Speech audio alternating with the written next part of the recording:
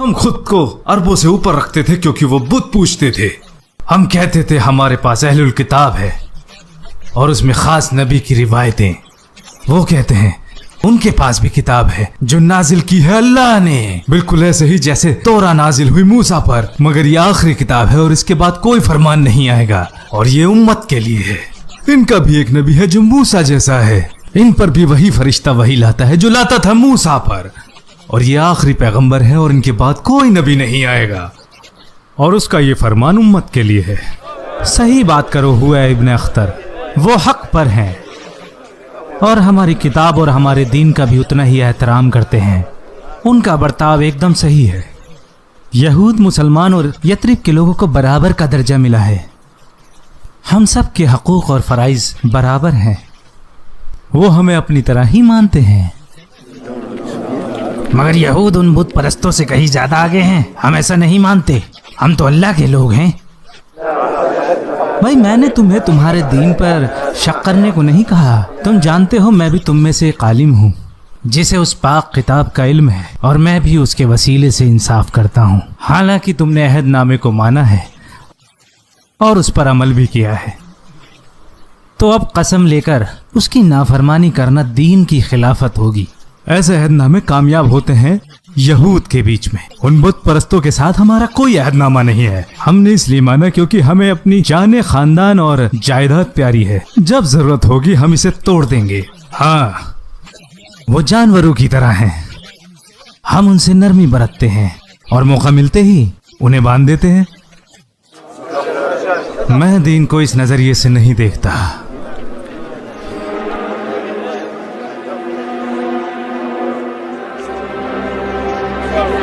अल्लाहु अकबर, अल्लाहु अकबर,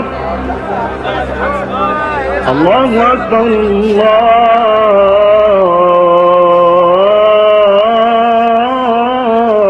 अकबर। अशहदु अन ला इलाहा इल्लल्लाह,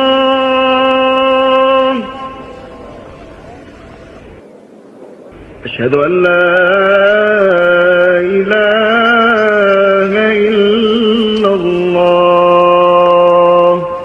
अशहदु अन्न मुहम्मदर रसूलुल्लाह,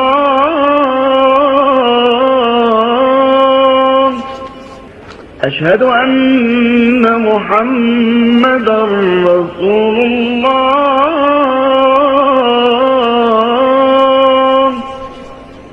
हय्या अला फ़लाह। ये जो हुआ वल्लाही मैंने बिल्कुल ऐसे ही अपने ख्वाब में होते हुए देखा और इस बात को मैं रसूल अल्लाह को बताने ही जा रहा था, लेकिन फिर मैंने बिलाल को देखा हू बहू वही अजान देते हुए। अब्दुल्ला इब्ने ज़ैद अल अंसारी ने भी वही ख्वाब देखा और उन्होंने रसूल अल्लाह को बताया। आपने इस ख्वाब की तस्दीक की और इसे बिलाल को सिखाया ताकि वो अजान दे सकें। सारी तारीफ अल्लाह ही के लिए है जिसने हमें ये सिखाया। जब तक वो ना चाहे हम कुछ भी नहीं कर सकते। बेशक सारी तारीफ अल्लाह ही के लिए है जिसने हमें ये रास्ता दिखाया। नमाज के वक्त के लिए ना घंटे और बाजे की जरूरत होगी ना आपकी। अब जाओ और अपने ख्वाब के बारे में नबी को बताओ।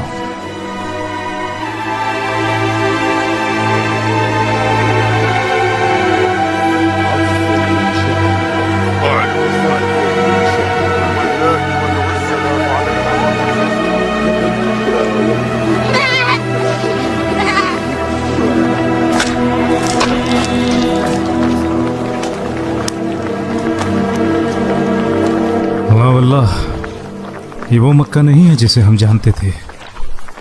तुम्हारा मतलब मोहम्मद और उनके सहाबा के जाने से है। अब आपके और मेरे अब्बा भी नहीं रहे, उनकी कब्रों पर घास उग जाए। मुझे नहीं मालूम कि उनका मरना हमारे लिए अच्छा हुआ या बुरा, क्योंकि ये मसला तो अभी ख़त्म ही नहीं हुआ। हाँ, वो चले गए लेकिन इसकी जिम्मेदारी हम पर छोड़ गए। इन मसलों को निपटाने की जिम्मेदारी हम उन पर ही छोड़ दिया करते थे, जबकि ये मसले और भी ज़्यादा उलझ चुके हैं। अब हमें ही कुछ करना पड़ेगा। मुझे देखो, मैं आज भी मोहम्मद की मुखालिफत करता हूँ और अपने लोगों का दीन मानता हूँ, तो फिर मुझे क्यों दुखी होना चाहिए अगर कौम का एक तबका हमें छोड़कर यथरिब चला जाए। ऐसा नहीं लगता जैसे किसी चीज़ की कमी है, जैसे एक मुसाफिर अपने कुनबे को याद करता हो। तो कैसा लगेगा कि अगर हमें यथरिब के लोगों के साथ साथ अपने लोगों से भी लड़ना पड़ा? तो अपने ही लोगों से लड़कर अगर हम जीते तो क्या जीते, मुझे ऐसी जीत से कोई खुशी ना मिलेगी। और अगर हम हारे तो ना मुझे खाना अच्छा लगेगा और ना पानी। तो ये कैसी दुश्मनी है जिसमें जीत कर कोई खुशी नहीं मिलती और हार हमें बर्दाश्त नहीं है। मैं आज भी पुराने नजरिए पर कायम हूँ अबू सुलेमान। अभी सही और गलत का फैसला होना बाकी है। अगर मोहम्मद वाकई में वही कर रहा है जो अल्लाह ने हुक्म दिया है तो वल्लाही हम उसे नुकसान नहीं पहुंचा सकते। उसका दीन फैलेगा और यही उसके दलाइल का सबूत होगा। और अगर हम उसे हरा देंगे फिर अपने बड़ों का दीन मानेंगे, इसमें कुछ नुकसान नहीं। तो आप कहना चाहते हो मोहम्मद हक पर है तो वो आपसे महफूज रहेगा, और अगर वो झूठा है तो आप उससे महफूज हैं। वाकई आपने कुछ ऐसा सोच लिया है जो आपके दिमाग को सुकून दे।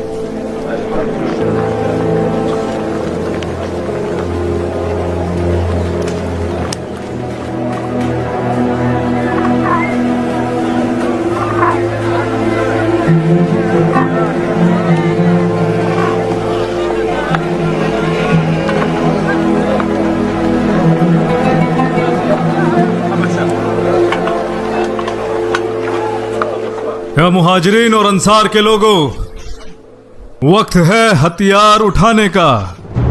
कुरैशों का एक कारवां जो वापस आ रहा है शाम से, जिसमें तुम्हारी जायदाद शामिल है जो जबरदस्ती ले ली गई थी जब आप मक्का से हिजरत कर रहे थे।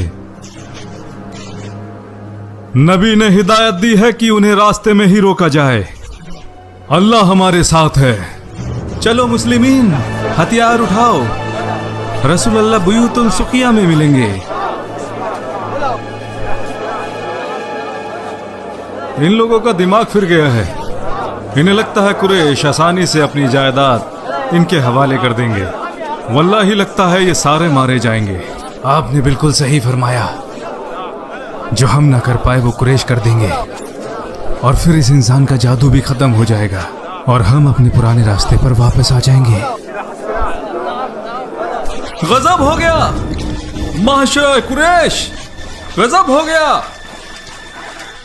गजब हो गया, गजब हो गया माशरे कुरैश।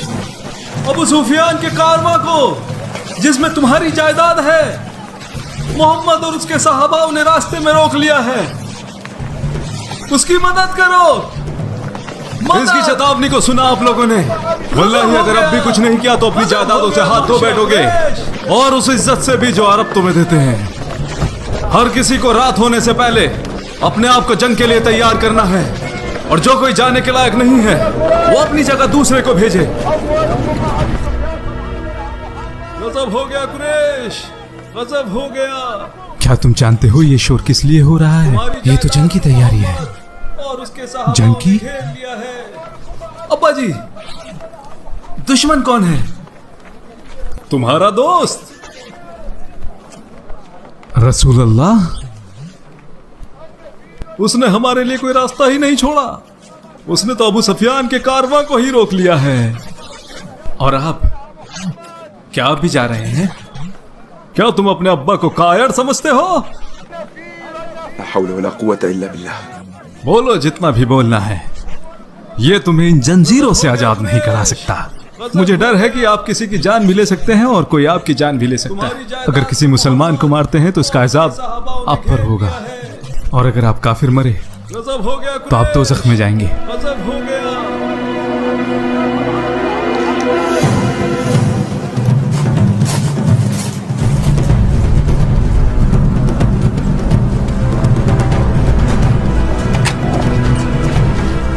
जल्दी करो।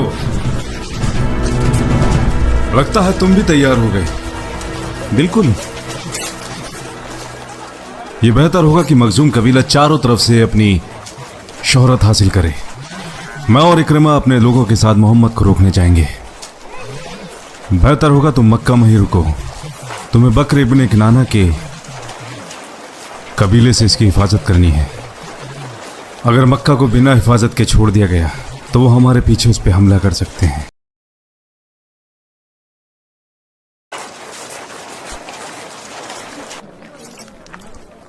मैंने खादिम को बता दिया है कि मेरे पीछे तुम्हारा ख्याल रखे। अगर आप वापस ही ना आए तो पता था इन अल्फाजों के साथ अपने अब्बा को रुखसत करोगे। आपकी जंग नबी के साथ है, हम तो आपके लिए दुआ भी नहीं कर सकते। मैं दुआ करूंगा कि नबी को फतेह हासिल हो, कि अल्लाह आपको हक का रास्ता दिखाए और आप सलामत रहें। अब्बा जी, तुम्हें याद है कि मैं तुम्हारा बाप हूं? मेरे खून ने अब जोश मारा जब मैं आपको जंग पर जाते हुए देख रहा हूं। मुझे रिहा कर दें अब्बा जी। और मैं क्यों करूंगा? ताकि मैं भी आपके साथ जंग कर सकूं। तुम्हें लगता है तुम्हारा बाप बेवकूफ है अब्दुल्ला? क्या मैंने आपके साथ कभी धोखा किया है? अगर मुझे धोखा ही देना होता तो मैं यहां से कब का भाग गया होता। तो क्या तुम मोहम्मद के खिलाफ जंग करोगे? तुम तो उसका दीन मानते हो। अब मैं जान चुका हूं कि अगर ये वाकई सब कुछ सच होता और खुदा मेरे साथ होता तो मैं इतने दिन बंदा नहीं रहता। जब मैंने आपको जंग के लिए जाते हुए देखा तो मेरे दिल में कुछ हुआ, लेकिन अब मैं अपने अब्बा के साथ जाना चाहता हूं। हौला वला कुव्वता इल्ला बिल्लाह। तुमने सुना तुम्हारे भाई ने क्या कहा? इसका क्या? कुलू ला हौला वला कुव्वता इल्ला बिल्लाह। तुम्हारा बेड़ा गर्क हो। क्या तुम इसकी तरह नहीं हो सकते? वो यही था जिसने तुम्हें बिगाड़ा है और अब ये अपनी होश-ओ-हवास में वापस आ चुका है। मैं इनके साथ था जब तक इन्होंने हक का साथ दिया, मगर ये फिर से झूठ की तरफ रुजू हो गए। कितना बुरा हुआ।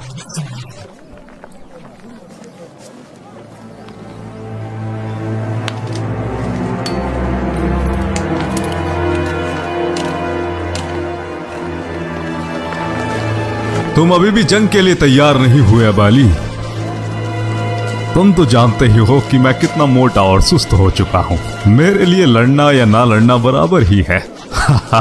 तुम कायर हो चुके हो अबाली। क्या लड़ने का जज्बा खत्म हो गया? खुश बोलो, औरतों की तरह खुश बोलो अबाली, औरतों की तरह खुश बोलो।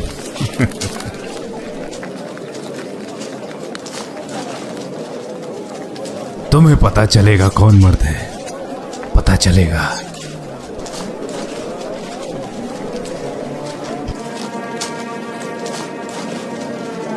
वल्लाही अगर मैं जंग में गया तो वो जरूर मुझे मार डालेगा।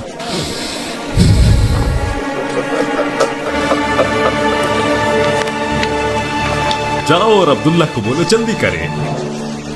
हमारे पास ज्यादा वक्त नहीं है, लोग पहले ही तैयार हैं।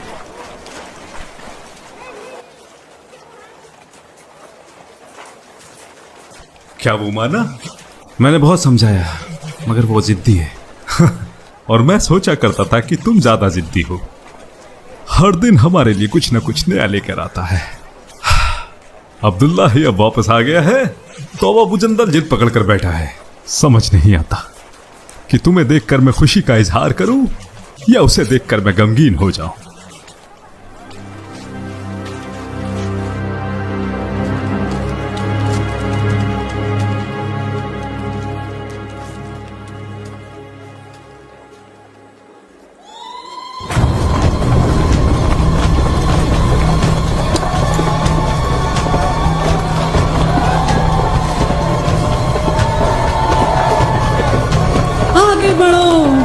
अपनी सरजमीन की हिफाजत करो, अपनी शमशीर से उन पे तेज वार करो। जलील होने से अच्छा तो मौत है। खून बहाओ, अपनी सरजमीन को बचाओ और खुद को जिल्लत होने से बचा लो।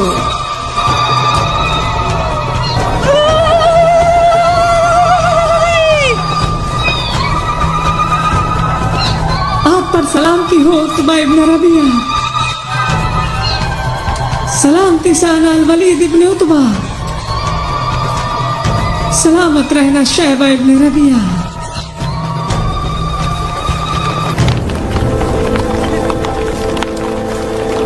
रुक जाओ या माशरा कुरैश, मैं आप लोगों के लिए अबू सुफियान की खबर लाया हूँ। क्या खबर लाए हो? मैं अबू सुफियान का भेजा हुआ कारिंदा हूँ। अबू सुफियान चाहते हैं कि मैं आपको बताऊं कि उनका कारवां बिल्कुल महफूज है। आप लोग अपने कारोबार और जायदाद को बचाने के लिए निकले हैं, लेकिन अब वापस जा सकते हैं। तुम लोगों ने सुना ये क्या खबर लाया है? अगर आज कारवां महफूज है तो जरूरी तो नहीं कि अगली बार भी हो। और क्या आप लोग शाम से तिजारत करना छोड़ देंगे? ना वल्लाह, बल्कि बदर जाकर 3 दिन ठहरेंगे।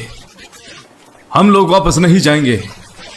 ऊंट काटेंगे, लोगों को खाना खिलाएंगे और शराब पिलाएंगे, और बांदियां हमारे लिए गाना गाएंगी। सारा अरब हमारा और सफर का हाल सुनेगा, और इस तरह हमेशा के लिए उन पर हमारी धाक बैठ जाएगी। चलो।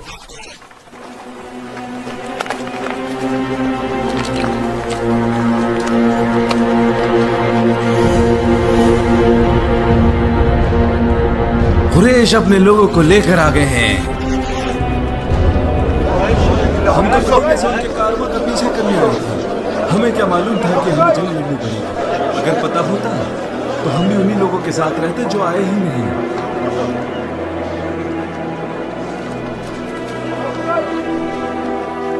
इन लोगों ने बदर के कुओं पर पहले से ही कब्जा कर लिया और हमारे लिए कुछ भी नहीं छोड़ा। अगर इस मामले में हमने देर की तो हम प्यासे मर जाएंगे। देर क्यों करेंगे? कल जिन्होंने हमारे साथ रिश्ते बिगाड़े हैं वो कल बर्बाद हो जाएंगे। क्या हम किसी को वहां भेजें जो उनकी तादाद का अंदाजा लगाएगा?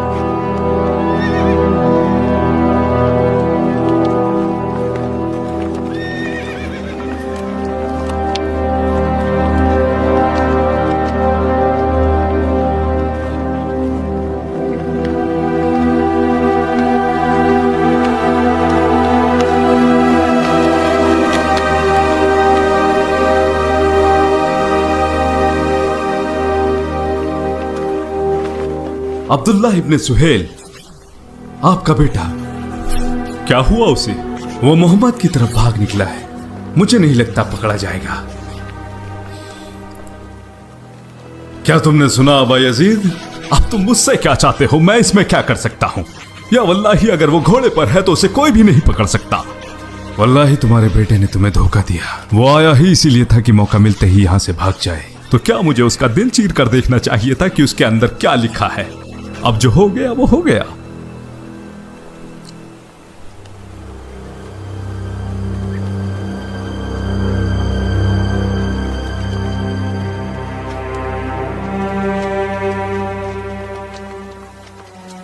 अगर मुझे पता होता कि मेरा बेटा अब्दुल्ला ऐसी हरकत करेगा तो मैं उसे कभी नहीं लाता। जहां तुम्हारा बेटा अबू यजीद गया है वहां मेरा बेटा पहले से ही है। तो बताओ इस जिद से क्या हासिल होगा जब इधर भी हमारे बेटे हैं और उधर भी। हम तो अपनी नाक खुद ही काटेंगे।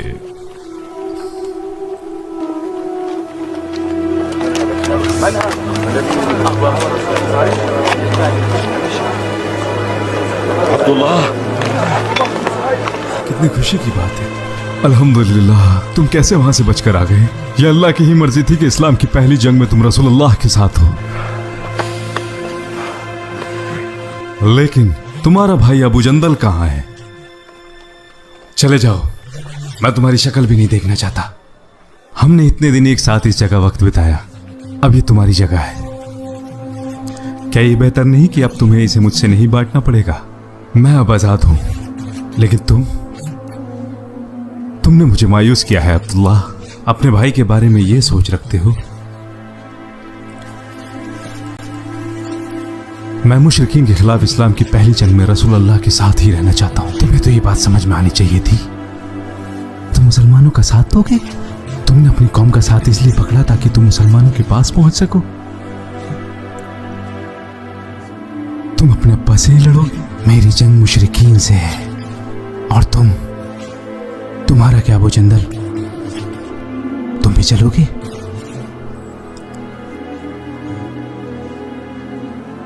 मेरे अब्बा से सामना हो गया तो मैं क्या करूंगा, या उनके हाथों मुसलमानों को मरते हुए। और अगर मेरे भाइयों में से किसी ने उन्हें मार दिया, ना, ये सब मुझसे नहीं देखा जाएगा अब्दुल्ला। मुझे मेरे हालातों पर ही छोड़ दो जब तक अल्लाह मुझे इससे निकलने का कोई रास्ता ना दिखा दे।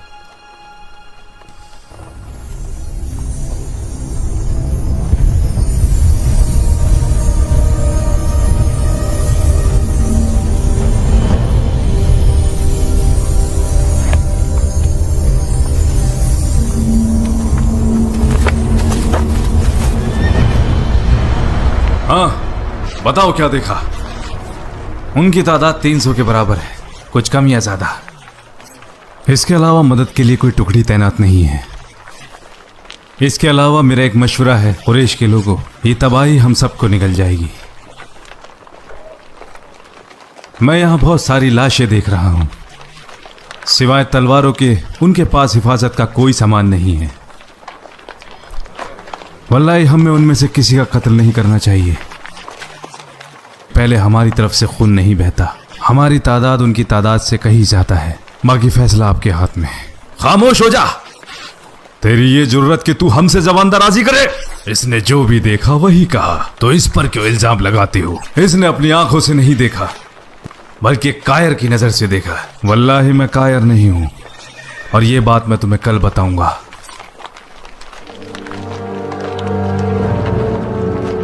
कुरैश के लोगों, वल्लाही तुम्हें मोहम्मद और उसके सहाबा से लड़के कुछ भी हासिल नहीं होगा। नतीजा ये होगा कि तुम अपने बाप भाइयों और रिश्तेदारों की लाशों को देखोगे, क्योंकि दोनों ही तरफ तुम्हारे बाप भाई और रिश्तेदार मौजूद है। मारने वाले को पता चल जाएगा कि उसने जिसे मारा है वो उसका भाई और या कबीले का ही कोई इंसान है। वापस चलो, चाहो तो इसका इल्जाम मुझ पर डाल दो। मोहम्मद और अरब को छोड़ दो।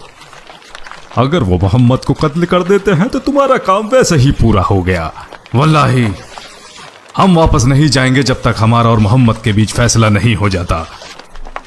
उत्पा लड़ाई से जान चुराना चाहता है, क्योंकि इनका बेटा मोहम्मद के साथ है और इन्हें डर है कि कहीं वो मारा ना जाए अगर जंग होती है तो। और इसी बात का खौफ है, इसीलिए मोहम्मद से जंग से पहले लोगों को डरा रहा है। ये सब तुम मेरे लिए कह रहे हो अबुल हाकम? तुम्हारी जबान कट कर गिर जाए। जल्दी तुम्हें पता चलेगा कौन जी चुराता है, तुम या मैं।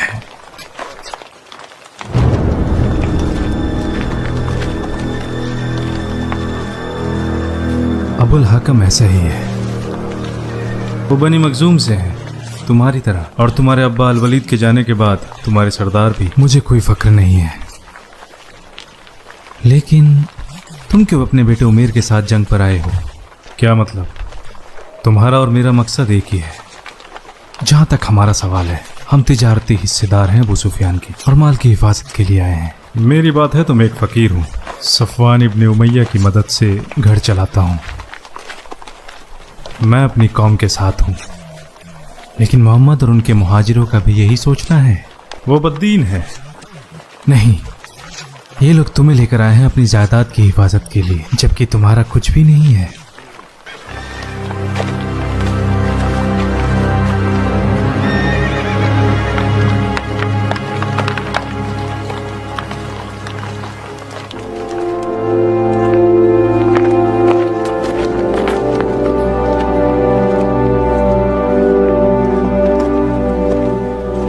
या रसूलल्लाह, इंशाअल्लाह अल्लाह आपको वो ज़रूर अता करेगा जिसका उसने वादा किया है।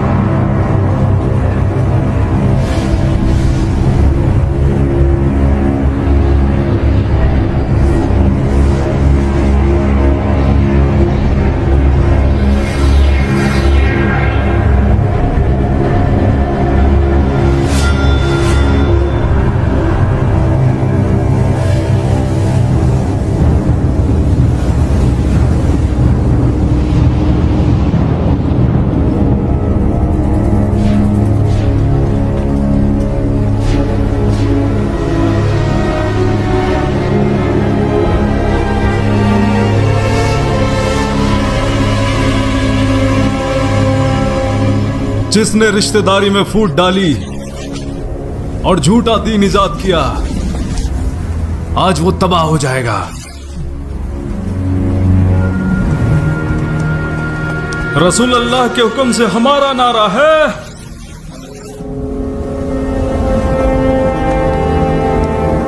अहदुन अहद, अहदुन अहद, अहदुन अहद,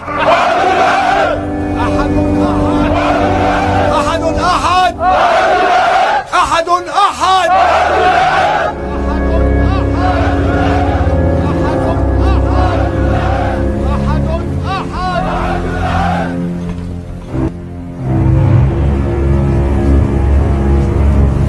ये इन्हें क्या हो गया? ये तो लोगों को जंग न लड़ने की सलाह दे रहे थे, फिर क्यों चचा शैबा और भाई वलीद को लेकर मैदान में ललकारने आ गए? ला हौला वला कुव्वता इल्ला बिल्लाह।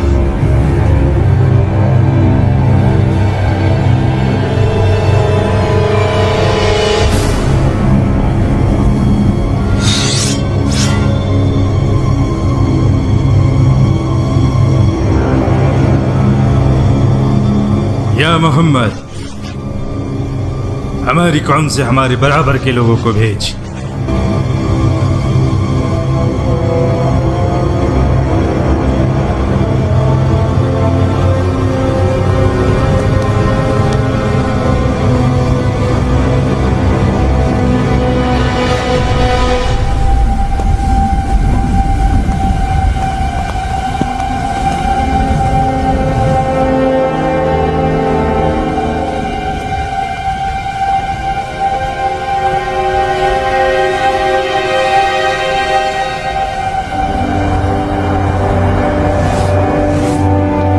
वाकई हमारे बराबर के लोग हैं।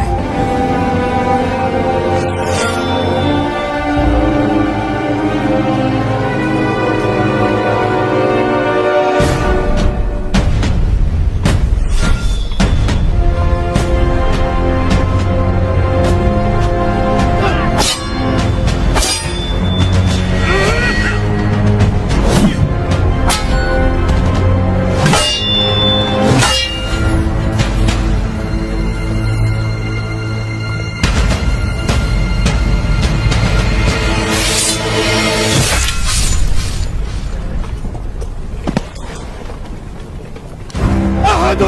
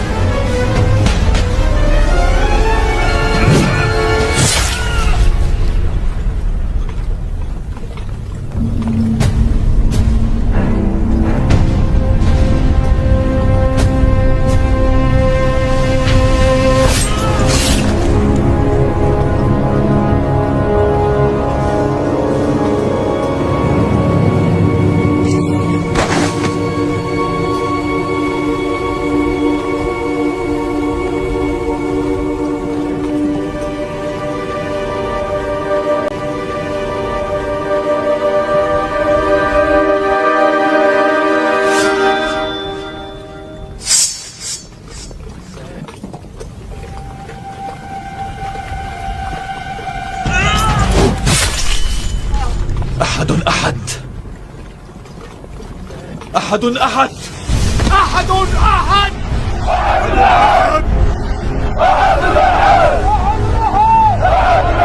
أحد أحد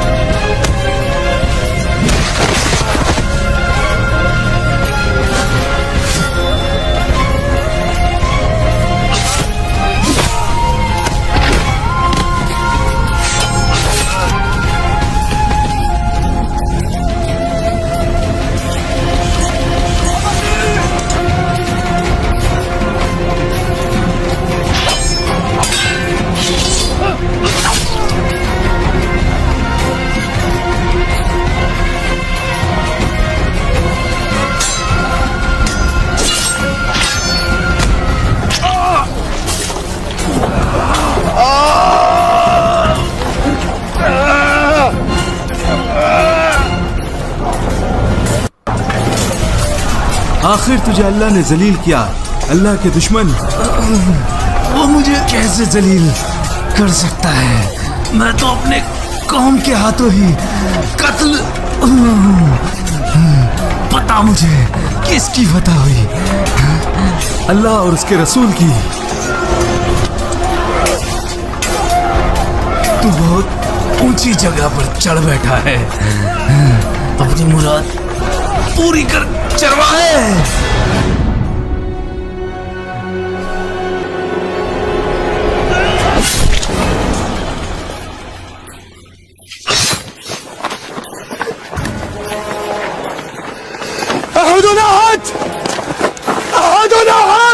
मुझे बंदी बना लो,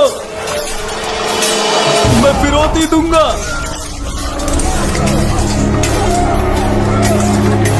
मुझे बंदी बना लो। मुब्तला उमैया इब्न खलफ, मैं तुझे जिंदा नहीं छोड़ूंगा। मुझे बंदी बना लो। मैं तुझे जिंदा नहीं छोड़ूंगा।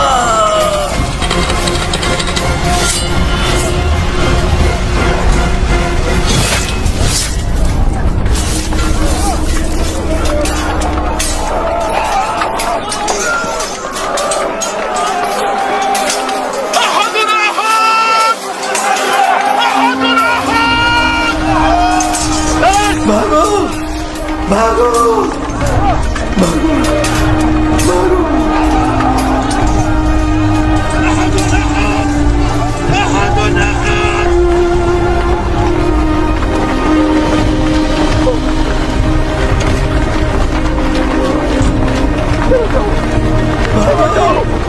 भागो। भागो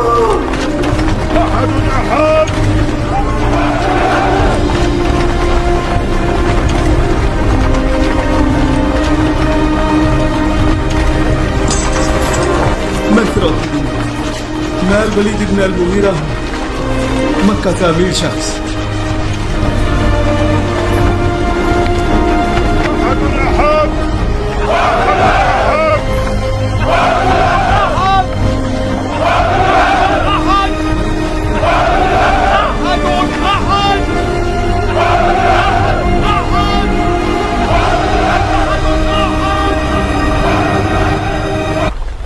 चलो